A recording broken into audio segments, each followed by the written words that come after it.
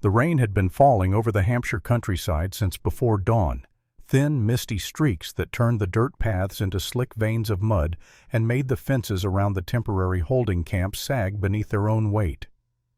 Private Arthur Lennox wiped the fog from the rim of his helmet and pulled his coat tighter as he trudged along the perimeter.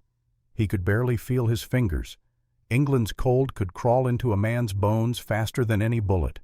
He had been a soldier for 2 years, trained for battle, but assigned instead to guard duty at a converted livestock facility, now serving as a small POW intake site. It wasn't glorious, but it was necessary, they told him. Not all prisoners were soldiers. Some were civilians caught in the crossfire, misplaced, terrified, or simply on the wrong side of a line someone else had drawn. Arthur didn't mind. He'd seen enough already to know bravery lived in more places than trenches. A whistle cut through the morning haze. Lennox, patrol rotation. Arthur adjusted his rifle strap and made his way toward the central gate. The compound was a patchwork of temporary fencing, makeshift barracks, and a small command shack. Inside one of the far pens, a group of new detainees huddled under a drooping canvas. Their clothes soaked their faces gray with exhaustion. Among them was a girl not more than 19, maybe 20, knees drawn tight to her chest hair plastered across her face. Even at a distance, Arthur could see she was trembling. He felt something in his chest twist. "Another civilian convoy came in last night," Corporal Reeves muttered as he joined Arthur at the gate. "Some of them barely speak English. Some don't speak at all." "Who's she?" Arthur asked. Reeves shrugged. "Don't know. Arrived with the Czech resistance group. They said she was found hiding in a ruined farm outside Cannes. Couldn't even tell us her full name." Arthur looked again. She was shivering so hard her shoulders knocked against the wooden post behind her. Reeves lifted a brow. "Why? Something wrong?" Arthur cleared his throat. She looks cold. This isn't a Hotel Lennox. They'll get blankets after processing." He nodded, though something inside him refused to settle. By midday, the rain had become a steady sheet. The ground turned to slush that splashed with every step. Soldiers rushed between tents, shouting orders, trading shifts, escorting prisoners to makeshift medical tables. Arthur had just finished delivering ration tins when he heard raised voices near the far enclosure. "Stand," I said. "Stand up." He recognized the voice. Private Mallory.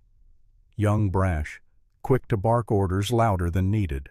Arthur rounded the corner, boots sliding in the mud, then froze. Mallory towered over the girl from earlier who knelt in the mud with a trembling bowl between both hands. The soup had spilled across the ground, steaming faintly in the cold. Her eyes were wide with panic. Her breath came in sharp bursts. "Get up," Mallory said again. "You drop your rations, you get up and ask for more. Camp rules." She shook her head violently, mumbling something he couldn't hear. Mallory frowned, annoyed. "Stand up, now!" She wrapped her arms around herself and whispered, voice cracking, "Please, don't humiliate me."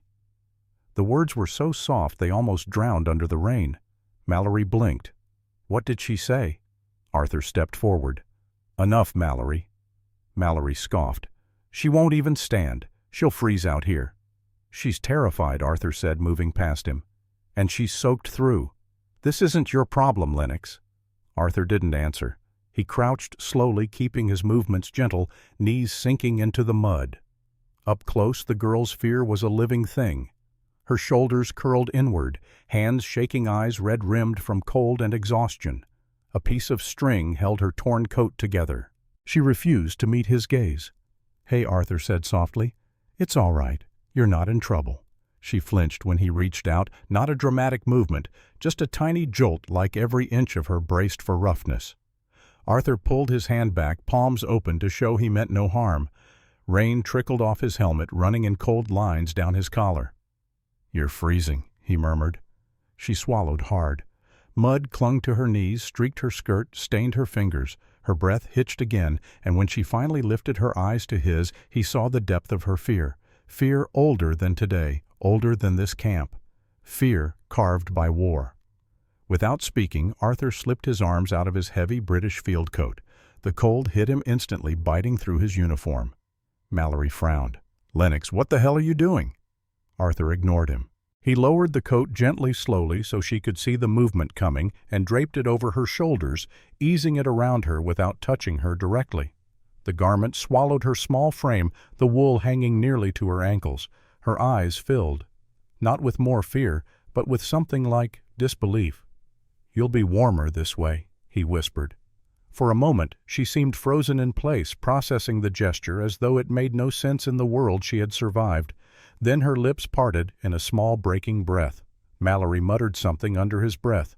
"You're going to get written up." "Let them write," Arthur said quietly. The girl's hands pressed into the fabric of the coat as if anchoring herself to it. She closed her eyes, not in fear this time, but in relief so soft it barely existed. Arthur noticed the faintest bruise along her jawline. Old faded. Not from today. He lowered his voice. "What's your name?" She hesitated, then whispered, "Eliska." Her accent shaped the syllables like a fragile melody. "Eliska," Arthur repeated gently. "You're safe here. I promise." Thunder rumbled distantly. The rain thickened, masking the rest of the camp in a gray haze. For the first time, Eliska dared to look at him directly.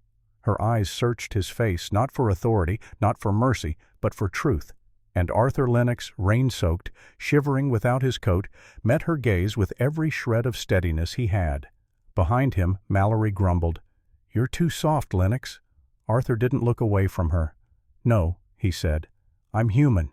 Eliska's breath trembled her shoulders, shaking beneath the coat, but now the shaking held something new.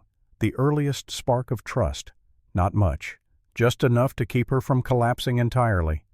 Arthur stood slowly, offering her the time to rise at her own pace. She didn't stand yet, but she straightened her posture, no longer curled inward like prey awaiting a blow. The small shift felt monumental. By afternoon, Arthur had been called into the command shack for an unofficial reprimand. Nothing harsh, just a reminder about maintaining appropriate boundaries with detainees. But even as his captain spoke, Arthur's mind drifted to the image of Eliska wrapped in his coat. Mud streaking the hem, her trembling eased just enough to breathe. When he stepped back outside, the rain had stopped. A pale washed-out sky stretched overhead. The camp hummed with activity. Arthur found himself walking toward the enclosure again, unable to help it. She was still there, sitting beneath the canvas coat around her like a shield. When she saw him, her eyes widened faintly, then softened. She lifted a small hand and touched the collar of the coat as if acknowledging the gesture. Arthur felt warmth, small, quiet, unexpected, spread through the cold. But as he turned away, he sensed something deeper settling into place. This moment, this girl, this simple act of protection, it wasn't the end of the story, it was the beginning. The morning frost came early to the Hampshire countryside that December, turning the wire fences into silver threads and coating every wooden post with a thin, glittering crust. Private Arthur Lennox exhaled into the cold, watching his breath billow like smoke in the pale air. He tugged at the sleeves of his uniform, still missing the coat he'd surrendered the day before. But he didn't regret it. Not when he remembered the way Eliska's shaking had softened the way her fingers had clutched the coat like it was the one warm certainty left in her world. Arthur walked his usual inspection route. Mud crunched under his boots where the frost had hardened.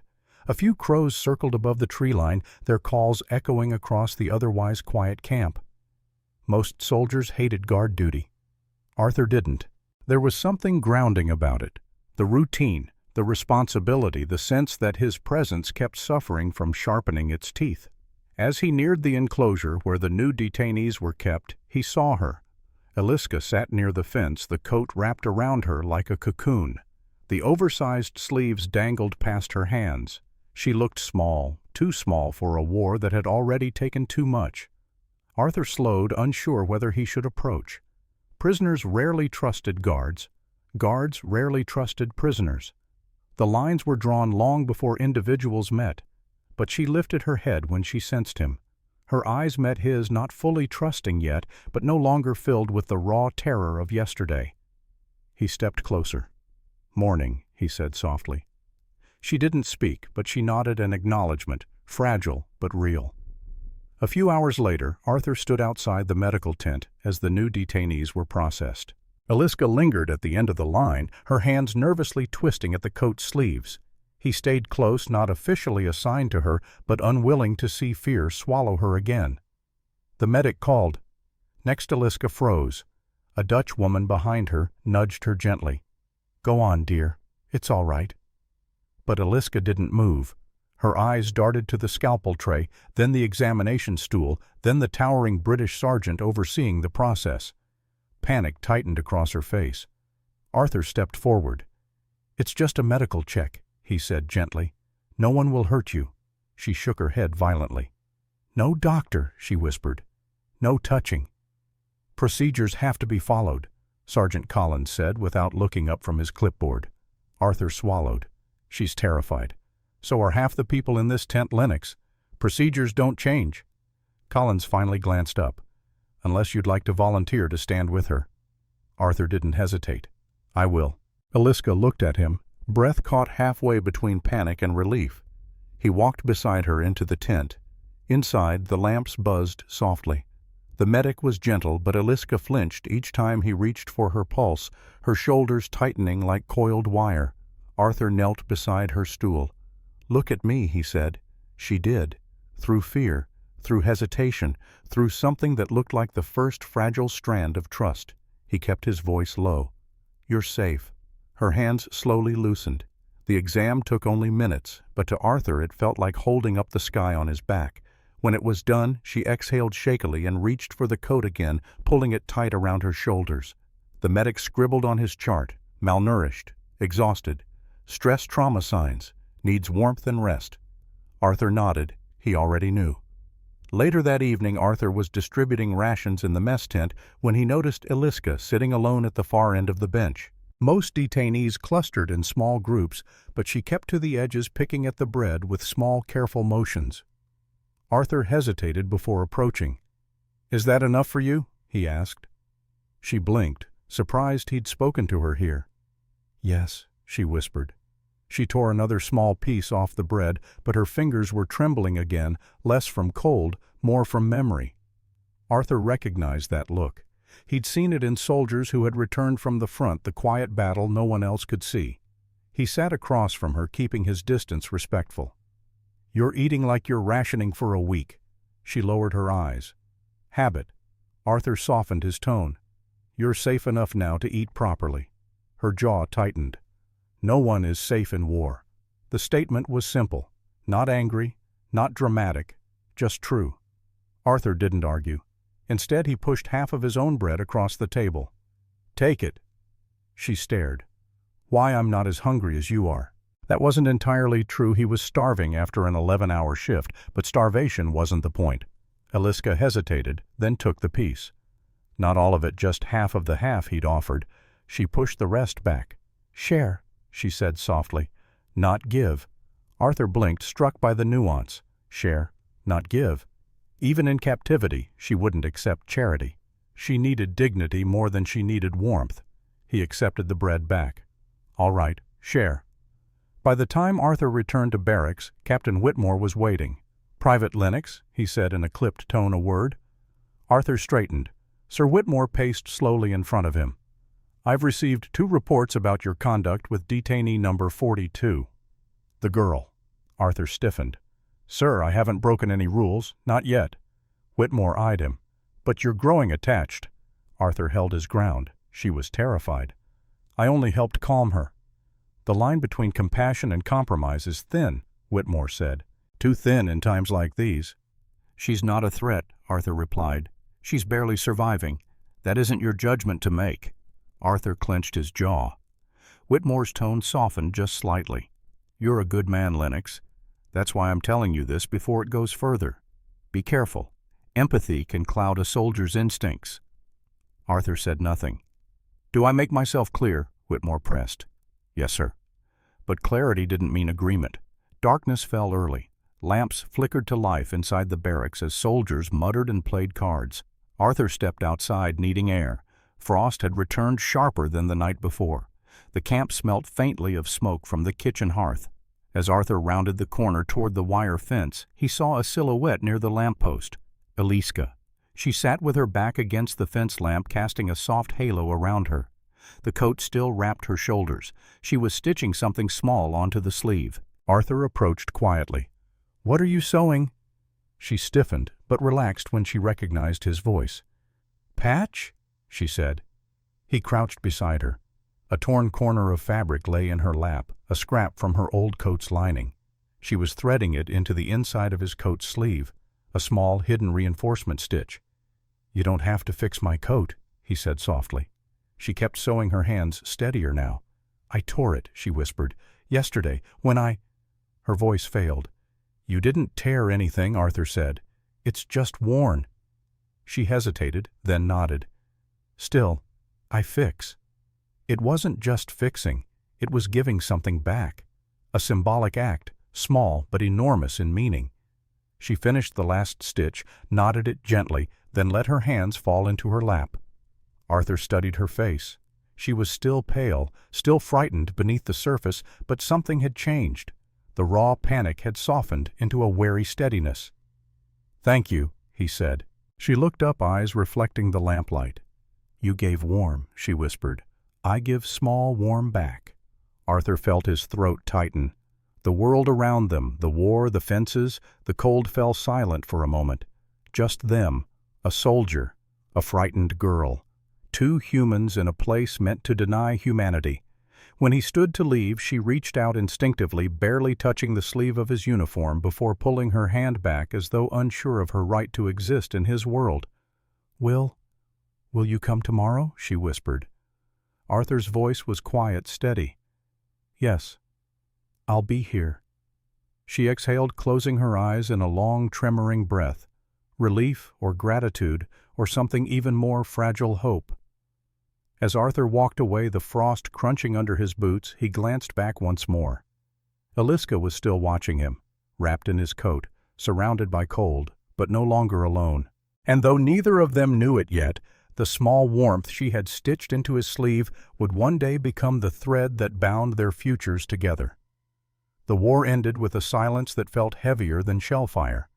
For months afterward, Arthur Lennox walked through England like a man whose uniform had turned invisible, but whose duties hadn't. The camp dissolved slowly, fences taken down, detainees relocated, records archived into boxes stamped with dust and bureaucratic ink. Soldiers were reassigned or discharged. Life insisted on moving forward, though no one seemed ready for it. Eliska had been transferred in the final weeks, part of a group of displaced civilians sent through a humanitarian corridor toward the Czech border. Arthur never got to say goodbye. One morning he simply showed up for roll call, and her name was no longer on the ledger. He asked questions, quietly, carefully, to avoid reprimand. A clerk told him she'd left safely. Another said she'd been sent to a camp near Dover first. A third shrugged, too many papers, too much movement, too few answers. Eventually Arthur stopped asking, but he didn't stop remembering. Life did what life always does, it carried him. In 1947, he found work repairing engines at a small garage in Reading. He married briefly, too briefly. His wife Evelyn was kind, but couldn't compete with a ghost Arthur didn't know he was holding on to. They separated without bitterness, both recognizing the quiet gulf between them. He sent letters to an old comrade, started volunteering at a veterans center, adopted a stray dog he called Pip. He lived as millions did, quietly, cautiously, with a heart stitched by the war in ways he never spoke about. But some nights, when winter fog pressed against the windows, Arthur felt a familiar presence in the cold. A girl in an oversized coat, a whisper, trembling with fear. "Please, don't humiliate me." And the way she had sewn a patch inside his sleeve with such tender, stubborn dignity. The memory lived in him like a lantern never fully blown out. In 1954, nearly a decade after the war, Arthur came home to a small envelope wedged under his door. Check stamps, faded ink. His breath caught. He turned the envelope over twice before opening it. Inside was a short letter written in careful English, improved since the war, but still shaped by Slavic cadence. "Mr. Lennox, if this letter finds you, then it means the Red Cross finally succeeded in their search. I've spent many years hoping to say thank you. I am in England now, temporarily, with a delegation assisting displaced survivors and records repositories. It is complicated work, but it brings me back to a place where part of my life began again.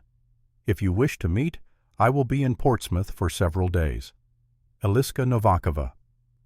Arthur read the letter 3 times, then sat down, then stood up again, then sat once more. His heart felt too large for his ribs. Eliska was alive, in England, and she wanted to see him. He didn't need more than an hour to decide. Before dawn the next morning he packed a small bag, put on his best coat, the same one she had stitched 10 years earlier, and boarded the early train to Portsmouth. The harbor was chilly when he arrived. Fishing boats rocked in slow exhaustion, gulls circled with half-hearted cries, and the mid-morning fog clung to the masts like forgotten dreams. Arthur scanned the crowd near the pier. Then he saw her. She stood near the railing, hair pinned back neatly, wearing a modest navy coat and holding a thin folder close to her chest. She had grown into adulthood, calmer, steadier, a woman shaped by time, but unmistakably the girl he had known. Her eyes lifted and found his. Her breath hitched. A soft, startled recognition lit her face. Arthur approached slowly, almost afraid the moment wasn't real. "Eliska."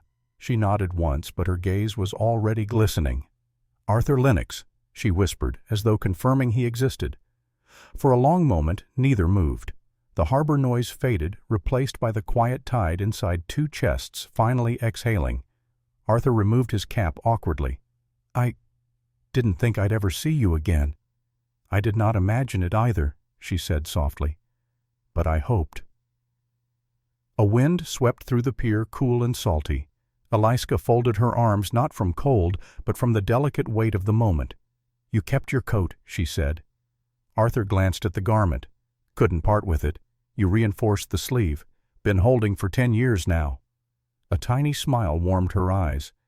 "You needed warm." I gave small warm back. He inhaled deeply, struck by how those simple words spoken years ago in a freezing camp still lived with her. They found a small seaside cafe, ordered tea, and sat facing each other across a wooden table scarred by years of sailors' knives and spilled stories. Eliska traced the rim of her cup. "When the war ended, I was moved many times. Camps, transit centers, too many to remember. But I always kept a picture of your coat in my mind." Arthur blinked. "The coat." "Yes." She smiled faintly. "Because it was not just a coat. It was the first moment someone saw me as human again." Arthur swallowed. "Eliska, I only did what any decent man should have." "No." Her voice was gentle but firm. "I saw many men. None did what you did." He had no answer. She continued, voice quiet. "In the camp before yours, a guard humiliated women for sport. If they spilled food, they had to lick it from the floor." She paused, breath shaking. "When I dropped my bowl in front of the soldier at your camp, I thought the same would happen." Arthur's stomach twisted. "God, I begged not to be shamed again," she whispered, "and instead, you covered me." Arthur closed his eyes briefly. He had known her fear, but not its full depth. "I'm sorry," he murmured. She reached across the table, not touching him, not yet, but bridging the space between them. "You have nothing to be sorry for. You were the good part of that time." They fell quiet, the waves outside brushing the seawalls like soft applause. After a moment, Eliska opened the folder she had carried. Inside lay a carefully preserved patch of fabric. Arthur's breath caught. It was the exact piece she had sewn into his coat sleeve 10 years earlier. "I made another," she said, sliding it toward him. "For the years we lost." Arthur touched the fabric as though it were holy. "Eliska, why now?" Her answer was almost a whisper. "Because reconciliation is not only between nations. Sometimes it is between 2 people who once stood on opposite sides of a fence." Arthur felt a warmth unfurl slowly in his chest, a memory turning into something new, a live present. They left the cafe and strolled along the quay. The wind tugged at their coats, carrying the cries of distant gulls. "Do you still fear the cold?" Arthur asked gently. She hesitated. "Sometimes. But I brought it with me less and less each year." He nodded. "I understand. I know you do." They walked in silence for a few steps. Then Eliska said in a tone soft as dusk, "When you gave me your coat, I thought you saved me from shame. But now I think you saved something else." "What's that?" "My belief." She whispered that not all uniforms are the same. Arthur exhaled shakily. She had no idea what that meant to him. He looked out over the gray water. "And you reminded me that even in war, compassion isn't a weakness." They stopped near the pier's end, where the horizon stretched like a promise rather than a distance. Eliska turned to him. "Arthur, are you glad I wrote?" He laughed gently, breath warm in the cold. "I've waited 10 years without knowing I was waiting." She lowered her gaze, a shy smile softening her features. "Me too." The tide rolled in, kissing the rocks below. A decade ago he had lowered his coat to protect a terrified girl in the mud. Now they stood side by side, no fences, no orders, no fear. Just two lives that had found their way back to each other. And neither knew it yet, but the coat, the symbol that had once shielded her, was about to find its final meaning in the chapter still to come. Portsmouth's evening light thinned into a muted gold as Arthur and Eliska walked along the quiet pier. The waves rolled lazily, brushing the wooden posts with a soft rhythm that sounded almost like breathing. The world felt suspended. War belonged to a different lifetime, and yet its shadows lingered here between them, waiting for a final acknowledgement. Eliska tugged her coat tighter as a cool wind swept across the water. She glanced sideways at Arthur. "Do you ever think the past ends?" she asked, "or do we simply learn to carry it?" Arthur considered this. "I think it changes weight. Some memories get lighter, others become anchors." "And ours?" she asked. He hesitated. "Ours never weighed me down," he said, "but they never let me forget either." They reached the end of the pier where a weathered bench overlooked the fading horizon. Eliska brushed her fingers along its surface. "May we sit?" Arthur nodded. They settled beside each other, close enough that he felt the faint warmth radiating from her shoulder. For a moment they watched the water in silence, the tide whispering to the shore. Eliska finally spoke. "I came back to England because the commission needed translators. But I also came back because I felt a chapter of my life was unfinished." Arthur's fingers tightened on his knees. "I've felt that too." She looked down at her hands. "Every winter when the wind became sharp, I remembered that day in the mud. I remembered thinking that humiliation was the only fate left for someone like me. And then," her breath trembled, "you lowered your coat. You restored something I thought I had lost forever." Arthur swallowed hard. "Eliska, it was such a small thing." "To you," she said gently, "not to me." A gull cried overhead, circling before gliding out toward the last strips of sunlight. Then she reached into her bag and pulled out a folded bundle of fabric-thick wool, familiar in color and texture. She placed it on her lap, smoothing it gently. Arthur blinked. "Is that my coat?" she finished softly. "Yes. The one they gave me later after I left your camp.